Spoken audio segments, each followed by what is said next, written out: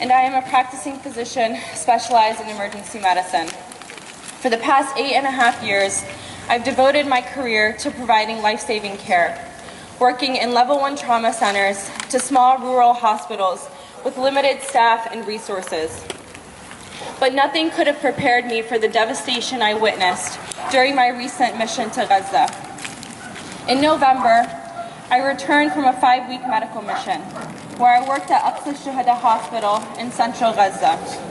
This hospital, originally built to serve a population of 250,000, now struggles to serve 1.2 million men, women, and children who have been displaced over and over again, 6, 7, 8 times, forced to live in makeshift tents without clean water, without electricity, no sanitation, no privacy, inadequate nutrition, and scarce life-saving medications. People who are deprived of their most basic human needs. During my first few days in Gaza, I tried to keep a log of the patients I treated. I truly did, but I soon lost track. The influx of patients is relentless.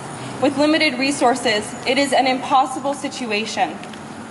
Diabetics die because they lack access to insulin. Cancer patients deteriorate without treatment. Pregnant women lose their lives due to the lack of prenatal care. Renal patients perished without access to dialysis.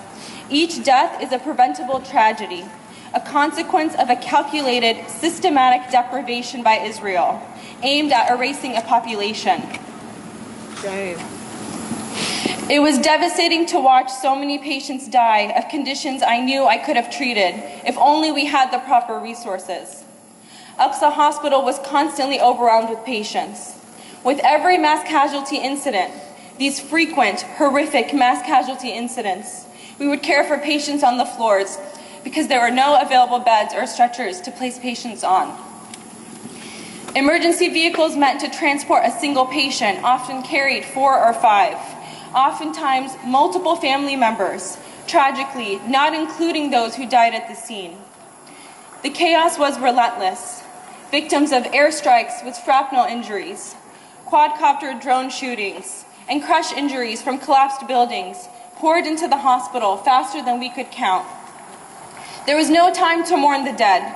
We simply moved on to the next patient, hoping to save at least one more life. I cared for countless numbers of children who were the overwhelming majority of victims, 80 to 90% during these mass casualty incidents. I'll never forget Miral, a beautiful 6-year-old girl trapped under rubble after an Israeli airstrike. The strike happened at 7 at night. Paramedics could not reach her until nearly 12 hours later due to continuous targeting of the area. She arrived at the hospital the next morning. She was alone at the hospital. Miral had been orphaned in that airstrike. She suffered a severe crush injury to her leg, and due to the delay in treatment, her leg had to be amputated. Who will care for her now? No mother, no father, no siblings. Her loss is beyond words. And Miral was just one of countless children targeted for simply existing in Gaza.